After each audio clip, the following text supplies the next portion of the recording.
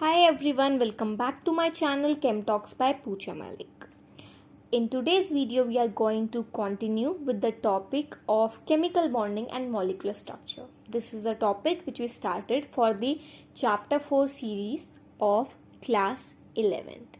So up till the last video, we discovered how atoms are formed, how bonding occurs, how octet becomes complete, okay, how they chemically bond, what are the different theories proposed, how Lewis approach works, and then we discussed in the last video how ionic or electrovalent bonds could be formed, and we also discussed the different bond parameters like bond length, bond angle, bond enthalpy and bond order. In this video we'll continue with the topic and discover the next two bond parameters, that is resonance structures and the bond polarity. So kindly watch the video and subscribe to my channel, and if you find the video useful, if you like it, just give it a thumbs up and share it with your friends. Now let's start with our topic. So next important topic resonance structures. बहुत ही बड़ा, बहुत ही vast और बहुत ही interesting topic है. But जो रेजोनेंस की डिटेल है ना, कैसे रेजोनेंस होता है, what is actual resonance, what is delocalisation, how electrons are delocalized, how bonds are moving, how resonance is being established. This all we need to study detail as the introduction of organic chemistry comes in the class 11th. But in this chemical bonding unit, we need to discuss just the little and small basics of resonance. We need to give a very, very small introduction to these resonance structures. So this we can do with the help of the Lewis dot structures which we have discussed up till now. As you remember, in I think second or the third video of this unit, we discussed how to draw the Lewis dot structures of different molecules. In that, we used to draw the Lewis dot structures of a particular molecule, ozone, right? So ozone के लिए जब हमने Lewis dot structure बनाया तो हमने क्या देखा था कि उसके अंदर दो पॉसिबल स्ट्रक्चर्स आ रहे थे, है ना. जब हमने पहले बनाया तो हमने देखा था कि ऑक्सीजन पर अभी सिर्फ 4 इलेक्ट्रॉन्स हैं, है ना, 6 इलेक्ट्रॉन्स हैं, एंड उसके पास अभी भी 2 इलेक्ट्रॉन्स कम है ऑक्टेट कंप्लीट करने के लिए. तो वो क्या करता है, अपने जो नेबरिंग ऑक्सीजन एटम्स है टर्मिनल वाले, उनसे इलेक्ट्रॉन्स ले लेता है. वो इलेक्ट्रॉन्स अपने शेयर कर देते हैं सेंट्रल एटम के साथ ताकि उनका भी लॉस ना हो और जो सेंट्रल एटम है उसका भी ऑक्टेट कंप्लीट हो जाए. बट इसके लिए हमने दो पॉसिबिलिटी कैसे देखी थी, जैसे कि आप यहाँ पे दो स्ट्रक्चर्स देख सकते हैं. सो इसमें होता क्या है कि जो हमारे दो स्ट्रक्चर्स हैं वो कैसे आए कि जो डबल बॉन्ड है, यानी कि जो ऑक्सीजन सेंट्रल एटम से शेयरिंग कर रहा है अपने इलेक्ट्रॉन्स की, वो पहला ऑक्सीजन भी तो कर सकता है, दूसरा ऑक्सीजन भी कर सकता है, दोनों टर्मिनल ऑक्सीजन कर सकते हैं. ऐसा नहीं है कि कोई फर्स्ट ही ऑक्सीजन कर सकता है या सेकंड वाला ही कर सकता है. दोनों का इक्वल चांसेस है कि वो डबल बॉन्ड फॉर्म कर पाए, क्योंकि उनमें कोई ऐसा डिफरेंस नहीं है, दोनों इक्विवेलेंट है. सो उसके बेसिस पे ओजोन के हमने दो लुईस डॉट स्ट्रक्चर्स रिप्रेजेंट किए थे, या फिर बोल सकते हैं प्रिडिक्ट किए थे. अब इसमें रेजोनेंस की बात कहाँ से आई? रेजोनेंस की बात आती है एप्लीकेशन से. ओके, समझते हैं. देखो यहाँ पे हमने क्या बोला था कि जो दो बॉन्ड्स हैं उनमें से एक डबल बॉन्ड होगा और एक सिंगल बॉन्ड होगा एक टाइम पे. पॉसिबिलिटी है कि दूसरे वाला भी डबल बॉन्ड बने, बट उसी टाइम पर नहीं होगा, या तो वो डबल बॉन्ड ही होगा या सिंगल बॉन्ड ही होगा. दैट इज ऑब्वियस, है ना. उसके बेसिस पे जो बॉन्ड लेंथ आनी चाहिए थी O3 के मॉलिक्यूल में दो OO बॉन्ड्स की, that should have been 148 picometre for the single bond and 121 picometre for the double bond. But when experimentally using different spectroscopic techniques, the bond length of the ozone molecule was measured. It was found out that both the bond lengths were equal, which was very, very surprising, because according to us the bond length should be 148 and 121 picometer. They were having a large amount of difference in their bond length, but according to the experimental results, the bond lengths were coming out to be equal. अब ये कैसे हो गया? Single bond और double bond की bond length equal कैसे हो गई? इसकी वजह से जो सारे कॉन्सेप्ट थे, सारी थ्योरी थी, वो सब हिल के रह गई, है ना. क्योंकि ये बहुत बड़ी डिस्कवरी थी कि जहां पे हम अज्यूम करे थे सिंगल बॉन्ड होगा, डबल बॉन्ड होगा, हमने लुईस डॉट स्ट्रक्चर बना दिया, उसको एक्सप्लेन भी कर दिया, जस्टिफाई भी कर दिया. फिर रेजोनेंस की वजह से क्या हुआ, यहाँ पे तो देखा कि बॉन्ड लेंथ इक्वल आ रही है। अब ये जो दो बॉन्ड्स हैं ऑक्सीजन के साथ टर्मिनल वाले, इनकी equal bond length that is 128 picometre जो वैल्यू आ रही थी, उसी को एक्सप्लेन करने के लिए ये कंक्लूड किया गया कि भाई ये जो दो लुईस डॉट स्ट्रक्चर्स हैं ये एक्चुअली में इस ओजोन के स्ट्रक्चर नहीं है, ये सिर्फ इसके एक कॉन्ट्रीब्यूटिंग स्ट्रक्चर है। जो एक्चुअली में स्ट्रक्चर है वो इन दोनों से मिलके बना है, सो इन दोनों का रेजोनेंस हाइब्रिड उसे बोला जाता है। और ये जो दो इनिशियल हमने लुईस डॉट स्ट्रक्चर्स लिए हैं इनको बोला जाता है कैनोनिकल फॉर्म्स। सो कभी भी अगर ऐसा हो कि एक मॉलिक्यूल के लिए कोई एक सिंगल लुईस डॉट स्ट्रक्चर उसके स्ट्रक्चर को एक्सप्लेन ना कर पाए, in that case what do? We take the resonance hybrid of all the existing Lewis structures, right? So यहाँ पे भी ये जो रेजोनेंस हाइब्रिड आया इसी को बेस्ट रिप्रेजेंटेशन बताया गया इस मॉलिक्यूल की, और इससे सारी प्रॉपर्टीज एक्सप्लेन भी हो रही थी, तो इसीलिए रेजोनेंस एक इंपॉर्टेंट फैक्टर रहा। रेजोनेंस टर्म कहाँ से आ रहा है? यहाँ पे रेजोनेंस आप पता कहाँ से है, वो यहाँ से आ रहा है। देखो फर्स्ट मॉलिक्यूल में देखो डबल बॉन्ड कहाँ है? सेकेंड और थर्ड ऑक्सीजन के बीच में। नेक्स्ट वाले मॉलिक्यूल में डबल बॉन्ड कहाँ है? फर्स्ट और सेकेंड ऑक्सीजन के बीच में। तो बेसिकली यहाँ डबल बॉन्ड ही तो मूव कर रहा है। इसका मतलब ये है कि डबल बॉन्ड एक जगह पे टिक नहीं रहा है, ना तो वो उस बॉन्ड में रुक रहा है ना उस बॉन्ड में रुक रहा है। ये जो डबल बॉन्ड की इलेक्ट्रॉन डेंसिटी है वो दोनों बॉन्ड्स में मूव कर रही है कॉन्टिन्यूसली, इसीलिए ये एवरेज करके उस चीज को बॉन्ड्स को क्या दिखा रहा है? इक्वल, और दोनों में क्या दिखा रहा है? Partial double bond character. इसीलिए बॉन्ड लेंथ सिंगल और डबल बॉन्ड के अप्रोक्सीमेटली एवरेज में आ रही थी। सो this is how resonance explain many of the properties of the bonds, that is why it is a important bond parameter. एक और example से इसको समझते हैं। नेक्स्ट एग्जाम्पल देखो कार्बोनेट एनायन का। सो कार्बोनेट एनायन में हमने क्या किया? कार्बोनेट एनायन में हमने देखा कि 3 लुईस डॉट स्ट्रक्चर्स आ रहे थे, इसको हमने डिस्कस भी किया था एज एग्जाम्पल।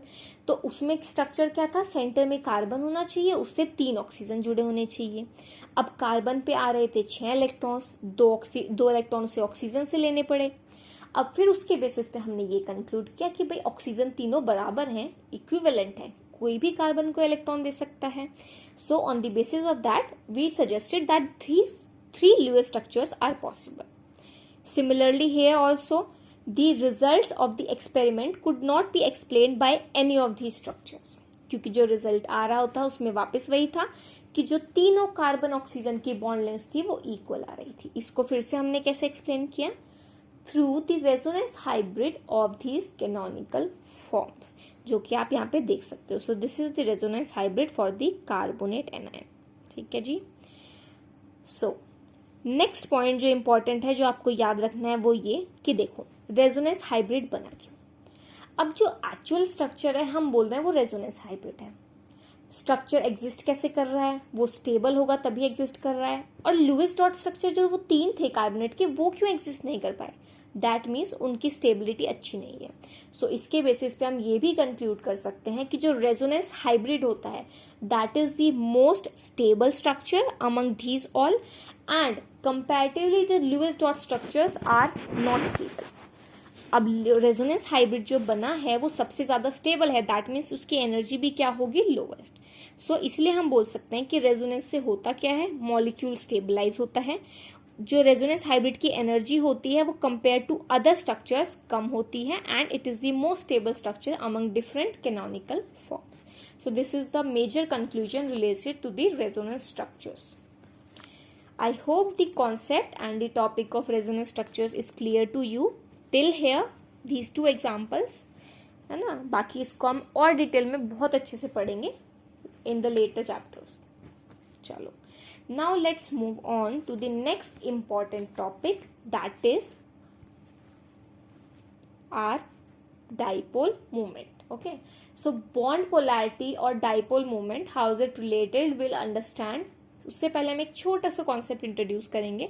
बेसिकली ये पोलैरिटी टर्म कहाँ से आई, डाइपोल टर्म कहाँ से आई, ये बॉन्ड का पैरामीटर बना कैसे, उसको समझने के लिए हमें अपने कॉन्सेप्ट्स को थोड़ा सा क्लियर करना पड़ेगा। सो कहाँ से शुरू करें? सबसे पहले जो हमने अज्यूम करा है, जो हमें लगता है, वहां से शुरू कर सकते हैं।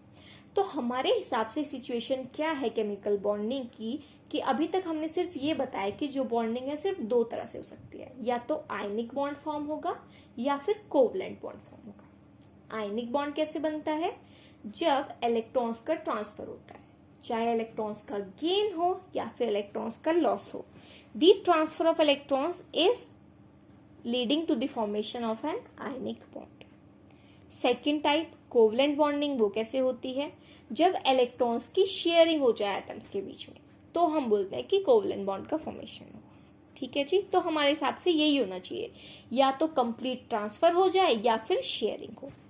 बट क्या ऐसा भी हो सकता है कि कंप्लीट ट्रांसफर जिस मॉलिक्यूल में हो रहा है वहां पे थोड़ी सी शेयरिंग भी हो जाए? या फिर जहां पर हम बोल रहे हैं कि शेयरिंग हो रही है वहां पे एक दूसरे के इलेक्ट्रॉन डेंसिटी छीनने भी लग जाए। शेयरिंग का मतलब है कि दोनों का उस पर इक्वल राइट है, बट अगर ये कहें कि नहीं नहीं, इस शेयर वाले पोर्शन में से मेरा पोर्शन ज्यादा है।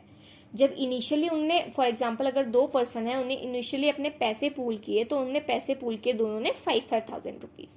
बट एकदम से कुछ टाइम बाद जो एक पर्सन है वो बोलने लगे कि नहीं नहीं, इसमें से तो मुझे 8,000 चाहिए, I will take the 8,000। So that would be unfair. So ये था कोवलेंट बॉन्डिंग, जहां पे इक्वल शेयरिंग होनी थी 5-5 की। बट उन्होंने क्या किया, उसमें से एक जो ज्यादा पावरफुल था उसने उसमें से उसके भी पैसे लेने की कोशिश की, यानी कि उसमें ट्रांसफर करने की भी कोशिश की। इसी को हम क्या बोलेंगे? आयनिक कैरेक्टर।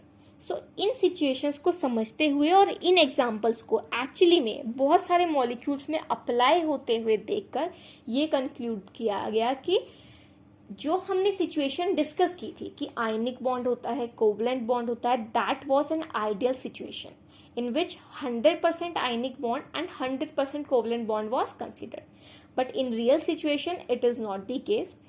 जो हमारे कोवलेंट बॉन्ड होते हैं उसमें भी कुछ ना कुछ आयनिक कैरेक्टर प्रेजेंट होता है, डिपेंड्स कि किस तरह का मॉलिक्यूल है, कितना परसेंट उसमें आयनिक कैरेक्टर होगा। सिमिलरली जो हमारे आयनिक बॉन्ड्स है उसमें भी कोवलेंट कैरेक्टर प्रेजेंट होता है, कितना प्रेजेंट होगा वो हम आराम से धीरे धीरे सीखेंगे एग्जाम्पल्स के थ्रू कि हम कैसे कैलकुलेट कर सकते हैं कि कोवलेंट बॉन्ड में कितना कैरेक्टर है आयनिक और आयनिक बॉन्ड में कितना कोवलेंट कैरेक्टर है। सो आई होप कि आप फाउंडेशन समझ गए हो, हम इन दोनों सिचुएशंस को एक एक करके डील करना है। So firstly will start with ionic character in covalent bond.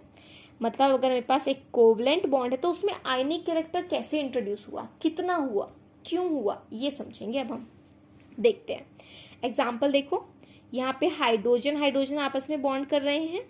सो इसमें एक कोवलेंट बॉन्ड का फॉर्मेशन हो रहा है क्योंकि ये दोनों एक एक इलेक्ट्रॉन अपना शेयर कर रहे हैं। हाइड्रोजन का कॉन्फ़िगरेशन 1s1, एक इलेक्ट्रॉन मिलते ही उसका डुप्लेट रूल फॉलो हो जाएगा। सो वो एक इलेक्ट्रॉन दूसरे हाइड्रोजन के साथ ही शेयर कर लेगा। शेयर करने का मतलब ये है कि दोनों हाइड्रोजन का उन दो इलेक्ट्रॉन्स पर इक्वल राइट है और इक्वल शेयर है। ये हाइड्रोजन के शेल में भी दोनों बिलोंग कर रहे हैं और दूसरे हाइड्रोजन के शेल में भी बिलोंग कर रहे हैं। इसीलिए इस सिचुएशन को आइडियली रिप्रेजेंट करने के लिए जो बॉन्ड पेयर्स हैं उनको हमने बॉन्ड के सेंटर में बनाया। दैट मीन्स ये किसी भी एक की तरफ अट्रैक्टेड नहीं है, किसी एक का पार्ट नहीं है, दोनों का इक्वल पार्ट है। इस टाइप के बॉन्ड को ही हम बोलते हैं प्योर कोवलेंट बॉन्ड। बट अगर कोई ऐसी सिचुएशन क्रिएट हो कि ये बॉन्ड बीच में ना रहे, किसी एक की तरफ ज्यादा इलेक्ट्रॉन डेंसिटी शिफ्ट हो जाए, तो वो प्योर कोवलेंट बॉन्ड नहीं रहेगा। ऐसा कहाँ होता है? एग्जाम्पल देखते हैं। बिल्कुल सिंपल एग्जाम्पल है HF मॉलिक्यूल का। सो यहाँ पर क्या हो रहा है, जो फ्लोरीन है हमें पता ही है उसकी इलेक्ट्रोनेगेटिविटी की वैल्यू ज्यादा होती है। तो यहाँ पर फ्लोरीन क्या कर रहा है, जो हाइड्रोजन था ना उसके इलेक्ट्रॉन डेंसिटी को अपनी तरफ खींच रहा है। अब जैसे ही फ्लोरीन ने हाइड्रोजन की इलेक्ट्रॉन डेंसिटी को अपनी तरफ खींचा तो उससे क्या हुआ, इन्होंने डील क्या की थी, शेयरिंग की थी, कोवलेंट बॉन्ड बनाने की बात की थी। हाइड्रोजन ने कहा मैं एक इलेक्ट्रॉन दे रहा हूँ, फ्लोरीन ने कहा मैं एक इलेक्ट्रॉन दे रहा हूँ और हम दोनों मिलके इनको यूज करेंगे। हाइड्रोजन का डुप्लेट भी पूरा हो जाएगा, फ्लोरीन का ऑक्टेट भी पूरा हो जाएगा। बट फ्लोरीन ने क्या कहा, उसको लालच आ गया, उसने सोचा कि मैं ज्यादा इलेक्ट्रोनेगेटिव हूँ, मेरे पास तो ज्यादा पावर है ही इलेक्ट्रॉन डेंसिटी खींचने की, तो क्यों ना मैं इस बॉन्ड में से थोड़ी थोड़ी इलेक्ट्रॉन डेंसिटी धीरे करके अपने पास ले लूं, है ना। सो इसी कोशिश में उसने जो बॉन्ड पेयर था उसको अपनी तरफ अट्रैक्ट किया। एंड अब आप इमेज में देख भी सकते हो जो बॉन्ड पेयर जो सेंटर में प्रेजेंट होना चाहिए था वो फ्लोरीन की तरफ शिफ्टेड है। सो इसी की वजह से क्या होता है, फ्लोरीन ने जो सेंटर में बॉन्ड डेंसिटी प्रेजेंट होनी चाहिए थी, जो दोनों में हाइड्रोजन में और फ्लोरीन में शेयर्ड होनी चाहिए थी, उस बॉन्ड डेंसिटी को अपनी तरफ खींच लिया। उसकी वजह से क्या हुआ, अब फ्लोरीन पर इलेक्ट्रॉन डेंसिटी थोड़ी बढ़ गई क्योंकि उसने हाइड्रोजन की इलेक्ट्रॉन डेंसिटी ले ली। अब हाइड्रोजन की इलेक्ट्रॉन डेंसिटी ली गई है तो हाइड्रोजन की खुद की इलेक्ट्रॉन डेंसिटी तो कम हो गई, यानी कि हाइड्रोजन से इलेक्ट्रॉन्स कम हुए। यही रीजन है कि हाइड्रोजन पे पार्शियल पॉजिटिव चार्ज डेवलप होता है। ये पार्शियल पॉजिटिव चार्ज यही दिखाता है कि उस पर थोड़ी सी इलेक्ट्रॉन डेंसिटी कम हो चुकी है। वेयर एज फ्लोरीन, उसके पास जितनी इलेक्ट्रॉन डेंसिटी थी उसने थोड़ी सी और एक्स्ट्रा कर ली हाइड्रोजन से खींच के। सो इसके ऊपर नेगेटिव चार्ज थोड़ा और बढ़ गया, इसी वजह से इस पे हम पार्शियल नेगेटिव चार्ज डिनोट करते हैं। ये पार्शियल नेगेटिव चार्ज यही दिखाता है कि फ्लोरीन पर इलेक्ट्रॉन डेंसिटी अब इंक्रीज हो गई है पहले के कंपैरिजन में। पूरा इलेक्ट्रॉन ट्रांसफर नहीं हुआ, थोड़ी सी इलेक्ट्रॉन डेंसिटी उसने अपनी तरफ, इलेक्ट्रॉन का थोड़ा सा डिस्टॉर्ट किया अपनी तरफ, इसी वजह से पार्शियल चार्जेस डेवलप हुए। यही पार्शियल चार्जेस का डेवलप होना बॉन्ड में पोलर कैरेक्टर डेवलप करता है, इसी को हम बॉन्ड पोलैरिटी बोलते हैं। समझ में आया? जब पहले तो प्योर कोवलेंट बॉन्ड था, अब जब इलेक्ट्रॉन नेगेटिविटी के डिफरेंस की वजह से इलेक्ट्रॉन डेंसिटी एक की तरफ ज्यादा हो और एक की तरफ कम, उसकी वजह से बॉन्ड में पोलैरिटी आ जाती है, एंड ऐसे बॉन्ड्स को हम बोलते हैं polar covalent bond. So basically जहां पे सिर्फ शेयरिंग होनी थी वहां पे इलेक्ट्रॉन का ट्रांसफर भी शुरू हो गया, चार्ज भी डेवलप होने शुरू हो गए, तो बेसिकली इस कोवलेंट बॉन्ड में आयनिक कैरेक्टर बनना शुरू हो गया। ठीक है जी, I hope this concept is very clear to you. Moving on to the next point. So अब डाइपोल मोमेंट तो जनरेट हो गया है ना। ये डाइपोल मोमेंट क्या है? जो पोलर कैरेक्टर की हम बात कर रहे हैं, बॉन्ड पोलैरिटी की बात कर रहे हैं, उसको मेजर कैसे करें? हम मेजर करने के लिए अलग अलग टर्म्स यूज करते हैं, है ना, नई टर्म्स भी हम डिफाइन कर देते हैं। तो यहाँ पे जो पोलर कैरेक्टर है बॉन्ड का, उसी को हम डाइपोल मोमेंट से रिप्रेजेंट करते हैं, मेजर करते हैं। So if we define dipole moment in mathematical terms, it could be defined as the product of magnitude of charge and distance between the centers of positive and negative charge. So mu जो dipole moment का symbol है, that is equal to product of magnitude of charge, that is q, into distance between these charges, that is r. इसको use करके हम dipole moment calculate कर सकते हैं। If we talk about the units, अब dipole moment calculate किस unit में करेंगे, तो इसके लिए हम यूनिट यूज करते हैं डेबाई। फॉर्मूले से अगर हम देखें तो चार्ज कूलम में मेजर होगा, रेडियस मीटर में होगा ऐसा यूनिट, तो कूलम मीटर इसकी यूनिट होनी चाहिए। पर कूलम मीटर यूनिट काफी बड़ी होती है, तो उसके लिए हम एक शॉर्ट यूनिट, एक स्मॉल यूनिट यूज कर रहे हैं, that is debye, where 1 debye is equal to 3.33564 into 10⁻³ coulomb metre. Next important point related to dipole moment is that it is a vector quantity. We know that vector quantity वो होती है जिसमें हमारी उसके लिए numerical value and उसमें direction दोनों ही important होता है। ठीक है, सो यहाँ पे हम direction of dipole moment का भी काफी यूज करने वाले हैं। Next point, greater the polarity greater the dipole moment. ये तो ऑब्वियस है ही कि जो डाइपोल मोमेंट है वो पोलर कैरेक्टर को ही तो मेजर कर रहा है, तो जितनी ज्यादा बॉन्ड में पोलैरिटी होगी उसका डाइपोल मोमेंट भी क्या होगा, उतना ही ज्यादा होगा। इसको रिप्रेजेंट कैसे करेंगे? अगर जैसे अभी हमने हाइड्रोजन और फ्लोरीन वाला एग्जांपल देखा, तो फ्लोरीन की तरफ ज्यादा इलेक्ट्रॉन डेंसिटी है, उस डाइपोल को हम रिप्रेजेंट करने के लिए ये सिंबल यूज करते हैं। जहां इलेक्ट्रॉन डेंसिटी कम हो रही है वहां हम इसका क्रॉस वाला पोर्शन रखते हैं, और जहां इलेक्ट्रॉन डेंसिटी इंक्रीज हो रही है टूवर्ड्स दैट हम एरो को पॉइंट करते हैं। जैसे अगर हाइड्रोजन फ्लोरीन देखे तो एरो टूवर्ड्स फ्लोरीन पॉइंट होगा। So this was the representation. Dipole moment क्या होता है वो समझ लिया, यूनिट समझ ली, इसको कैलकुलेट करने के लिए फॉर्मूला समझ लिया। अब हम इसको एक्चुअली में पॉलीएटॉमिक मॉलिक्यूल्स में अप्लाई करके देखते हैं कि डाइपोल मोमेंट की वैल्यू आती कैसे। सो नॉर्मल अगर हम HF बॉन्ड में डाइपोल मोमेंट कैलकुलेट कर रहे हैं तो सिंपली आ जाएगा, है ना, Q/R करके। बट अगर हम पॉलीएटॉमिक मॉलिक्यूल्स की बात करें, उसमें सिर्फ एक ही बॉन्ड थोड़ी है, एक ही बॉन्ड में डाइपोल थोड़ी जनरेट हो रहा है। जितने भी बॉन्ड्स इन्वॉल्व होंगे उसमें कुछ ना कुछ डाइपोल मूवमेंट होगा, डाइपोल की एक डायरेक्शन होगी, है ना। सो पॉलीएटॉमिक मॉलिक्यूल्स में जितने भी बॉन्ड्स इन्वॉल्व होते हैं, हम उन सबको काउंट करके, उन सबके डाइपोल मूवमेंट को इंक्लूड करके नेट डाइपोल मूवमेंट कैलकुलेट करते हैं। कैसे? एग्जाम्पल्स के थ्रू समझते हैं। फर्स्ट एग्जाम्पल देखो वाटर का। H2O। सो H2O में हमें पता है 2 OH बॉन्ड है। सो OH बॉन्ड में इलेक्ट्रोनेगेटिव कौन ज्यादा है, हाइड्रोजन या ऑक्सीजन? ऑक्सीजन ज्यादा इलेक्ट्रोनेगेटिव है, तो वो उन इलेक्ट्रॉन्स को अपनी तरफ खींचना चाहेगा। जब ऑक्सीजन हाइड्रोजन से इलेक्ट्रॉन अपनी तरफ खींचेगा तो हाइड्रोजन पर पॉजिटिव और खुद पर नेगेटिव चार्ज डेवलप कर लेगा। तो जो डाइपोल है, जैसे कि आप रेड एरो से देख सकते हो, वो ऑक्सीजन की तरफ पॉइंटिंग होगा। इसी तरह से सेकंड मॉलिक्यूल में, सेकंड बॉन्ड में भी आप देख सकते हो, जो डाइपोल है टुवर्ड्स ऑक्सीजन होगा। तो दोनों ही बॉन्ड्स में डाइपोल सेम डायरेक्शन में है, ठीक है। सो इसलिए net dipole moment towards oxygen होगा और म्यू की वैल्यू होगी 1.8 डिवाइड। अगला एग्जाम्पल देखते हैं। नेक्स्ट एग्जाम्पल है BeF2। इस मॉलिक्यूल में क्या हो रहा है जी, देखो 2 BeF बॉन्ड है, बट इस बार जो बॉन्ड में डाइपोल बन रहा है उनकी डायरेक्शन अपोजिट हो गई। कैसे? बेरिलियम के कंपैरिजन में तो फ्लोरीन ज्यादा इलेक्ट्रोनेगेटिव है, तो बॉन्ड किस तरफ, ये डाइपोल किस तरफ पॉइंट करेगा, टुवर्ड्स फ्लोरीन एरो जाएगा। यानी कि एक में तो लेफ्ट की तरफ जा रहा है, एक में राइट की तरफ। अब BeF दोनों बॉन्ड सेम है, तो यानी कि जो नेट डाइपोल मोमेंट है वो दोनों में क्या होगा, इक्वल होगा, और डायरेक्शन अपोजिट हो गई। सो इसी वजह से क्या होता है, इनके डाइपोल मोमेंट एक दूसरे को कैंसिल आउट कर देते हैं and net dipole moments become 0। सो इससे हमें ये पता लगता है कि हो सकता है एक मॉलिक्यूल में इंडिविजुअल बॉन्ड्स में डाइपोल प्रेजेंट हो, but overall net dipole moment 0 भी हो सकता है। नेक्स्ट एग्जाम्पल आप कार्बन डाइऑक्साइड का देख सकते हैं, CO2। इसमें भी वही होगा, जो लेफ्ट और राइट दोनों बॉन्ड्स हैं, दोनों में जो डाइपोल है उसकी वैल्यू इक्वल और डायरेक्शन अपोजिट है, तो यहाँ पे भी नेट डाइपोल मोमेंट 0 हो जाता है। नेक्स्ट एग्जाम्पल देखें BF3। इसमें भी सिमिलर कंडीशन होगी, यही होगा कि जो बोरॉन है उससे 3 फ्लोरीन जुड़े हैं, तो ऊपर वाले में तो देखो डाइपोल ऊपर की तरफ पॉइंटिंग है, नीचे वाले बॉन्ड में डाउनवर्ड्स है, तो नीचे वाले दोनों का ऐड होके डाउनवर्ड्स आ जाएगा। सो ऊपर वाला और नीचे वाला इनकी वैल्यू और इक्वल होगी और डायरेक्शन अपोजिट होगी, तो जो नेट डाइपोल मोमेंट है that will come to be 0। चलो अब हम डिस्कस करेंगे डाइपोल मोमेंट से रिलेटेड एक इम्पॉर्टेंट और एक स्पेशल केस जिसपे आपके एग्जाम में क्वेश्चंस भी पूछे गए हैं। सो डाइपोल मोमेंट देखते हैं NH3 और NF3 का। सो इसमें बच्चों देखो, जो हमारा NH3 है NF3 है, उसमें डाइपोल मोमेंट कैसे निकाले।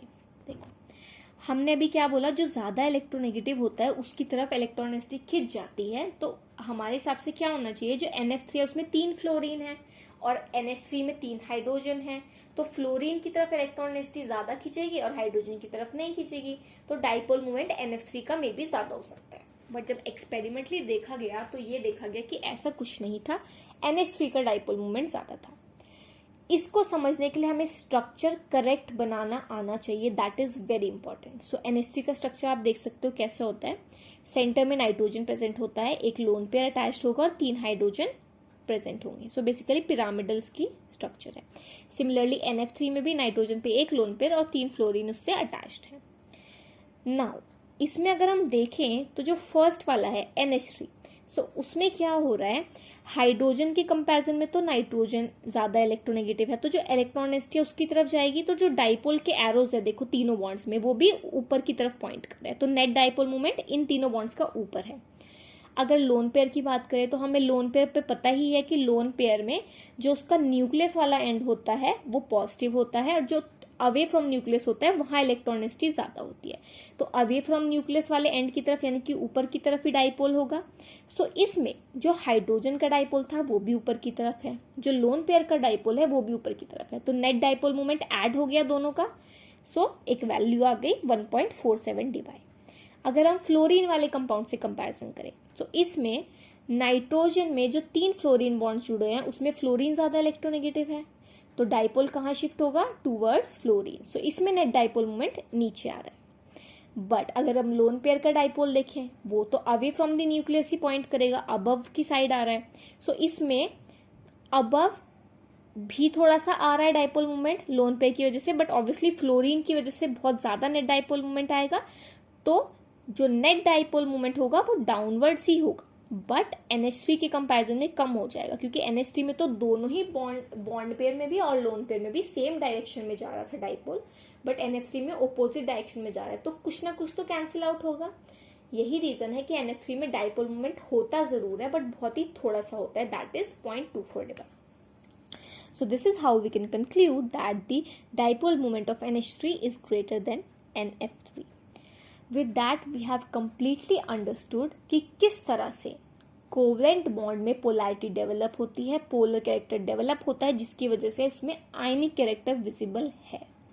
अब अगर हम दूसरी सिचुएशन की बात करें, जब हम ये बोल रहे थे कि ये भी तो हो सकता है जो हमारे आयनिक बॉन्ड है जिसमें कंप्लीट ट्रांसफर से बॉन्डिंग हुई है उसमें कोवलेंट कंपाउंड बनने लगे, कोवलेंट कैरेक्टर दिखने लगे, यानी कि शेयरिंग भी होने लगे। ठीक है, सो अगर मुझे ये पता करना है कि क्या किसी आयनिक बॉन्ड में कुछ कोवलेंट कैरेक्टर प्रेजेंट है, तो ये पता करने के लिए हम एक पर्टिकुलर नंबर ऑफ रूल्स को चेक करते हैं, फॉलो करते हैं। इन्हीं को हम बोलते हैं फेजान्स रूल। सो फेजान ने कुछ रूल्स दिए थे जिसके बेसिस पे हम डिटरमाइन कर सकते हैं कि किसी भी आयनिक बॉन्ड में कितना कोवलेंट कैरेक्टर प्रेजेंट है और क्या कैरेक्टर प्रेजेंट है भी या नहीं। So according to this, when a cation approaches an anion, the electron cloud of anion is attracted towards cation and hence get distorted, which develops covalent character. So जब ionic bond का formation हो रहा है, cation जिसपे पूरा positive charge present है, anion जिसपे पूरा नेगेटिव चार्ज प्रेजेंट है, वो एक दूसरे के पास आ रहे हैं। तो जब कैटायन एनायन के पास आता है तो डिपेंडिंग कि किस तरह का कैटायन है और किस तरह का एनायन है, वो फैक्टर्स अभी हम डिस्कस करेंगे। सो कैटायन के पास एक टेंडेंसी होती है कि वो एनायन की इलेक्ट्रॉन डेंसिटी को अपनी तरफ खींच ले। ठीक है, सो वो इलेक्ट्रॉन क्लाउड जो होता है एनायन को, उसको डिस्टॉर्ट कर लेता है। अब इलेक्ट्रॉन क्लाउड में डिस्टॉर्शन होने का मतलब क्या है कि पहले तो उनके चार्जेस सेपरेट थे, उनके जो एक कैटायन पे चार्ज है वो उसका खुद का है, एनायन का चार्ज अपना खुद का है, यानी कि आयनिक कैरेक्टर। बट डिस्टॉर्शन होने का मतलब क्या है, इलेक्ट्रॉन क्लाउड जो एनायन का था वो कैटायन की तरफ भी शिफ्ट हो रहा है। दैट मीन्स यहाँ पे शेयरिंग भी स्टार्ट हो गई, यानी कि आयनिक बॉन्ड में क्या डेवलप होने लगा, कोवलेंट कैरेक्टर। सो इस तरह से हम इसको समझ सकते हैं। डायग्राम्स आप देख सकते हो कि किस तरह से जो कैटायन है वो एनायन का पोलराइजेशन करा पा रहा है, उसके आउटर मोस्ट इलेक्ट्रॉन क्लाउड को डिस्टॉर्ट कर देता है। अब इस डिस्टॉर्शन से रिलेटेड 3 टर्म्स है जो बार बार यूज होते हैं, इन्हें समझना बहुत जरूरी है। First is polarisation. अब हमने बोला कि जो एनायन है उसका इलेक्ट्रॉन क्लाउड कैटायन के प्रेजेंस में डिस्टॉर्ट होने लगता है, इसी को हम पोलराइजेशन बोलते हैं।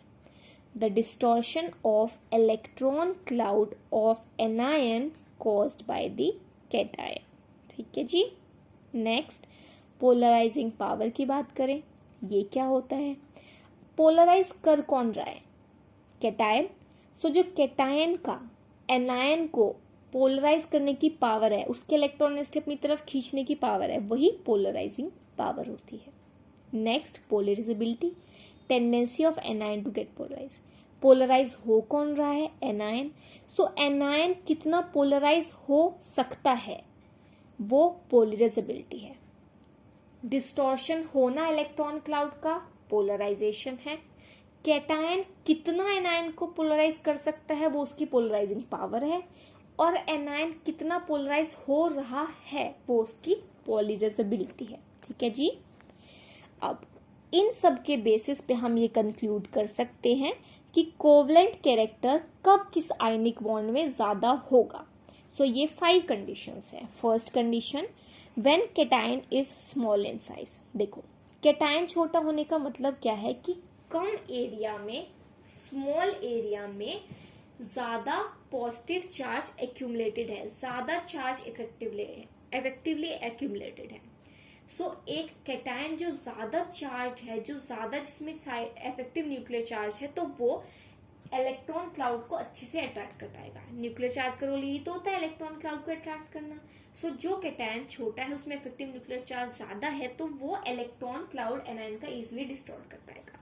सो कैटायन जितना छोटा होगा, कोवलेंट कैरेक्टर उतना ही बढ़ जाएगा। सेकेंड कंडीशन, एनायन अगर बड़ा होगा। एनायन बड़ा होने का मतलब क्या है, एनायन पे इलेक्ट्रॉन डेंसिटी ज्यादा है। एनायन पे जितनी ज्यादा इलेक्ट्रॉन डेंसिटी होगी उतना ही बेटर और उतना ही आसान रहेगा कैटायन के लिए उस इलेक्ट्रॉन डेंसिटी को अपनी तरफ खींचना। सो एनायन जितना ज्यादा लार्ज होगा उतना कोवलेंट कैरेक्टर होगा। Third condition, greater charge on cation. So cation पर जितना ज्यादा चार्ज होगा, चार्ज इंक्रीज होने से आप समझ लो ना क्या होता है। जैसे ही चार्ज इंक्रीज होगा उसका मतलब क्या है कि कैटायन पे वापस वही चीज चार्ज ज्यादा हो गई, तो जो उसका Z इफेक्टिव है वो इंक्रीज हो गया, चार्ज बाय इलेक्ट्रॉन रेशियो है ना, Z/E। सो उसकी वजह से इलेक्ट्रॉन डेंसिटी को अट्रैक्ट करना इजी होगा।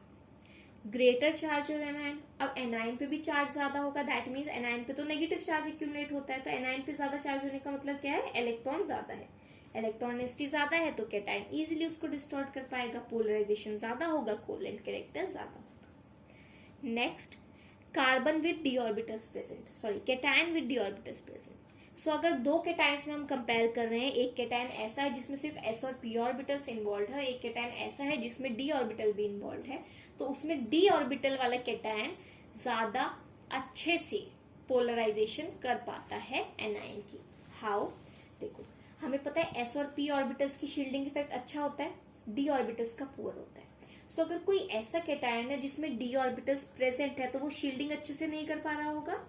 शील्डिंग अच्छे से नहीं कर पाने का मतलब क्या है बच्चों, अगर शील्डिंग अच्छी नहीं हुई, दैट मीन्स कि हमारे पास इफेक्टिव न्यूक्लियर चार्ज ज्यादा है। तो इफेक्टिव न्यूक्लियर चार्ज ज्यादा है तो ऑब्वियसली डिस्टॉर्शन ज्यादा होगा, पोलराइजेशन ज्यादा होगा, और पोलराइजेशन ज्यादा होने का मतलब क्या है कि जो कोवलेंट कैरेक्टर है वो ज्यादा होगा, राइट। तो इसके बेसिस पे हम ये कंक्लूड कर सकते हैं कि अगर ये 5 कंडीशंस फॉलो हो रही हो तो कोवलेंट कैरेक्टर मैक्सिमम होता है किसी भी आयनिक बॉन्ड में। With this we have completed Fajans rule. So kindly like the video, and अगर कोई भी टॉपिक में किसी भी पॉइंट में आपको डाउट है तो आप वो कमेंट सेक्शन में मेंशन कर सकते हो। Thank you.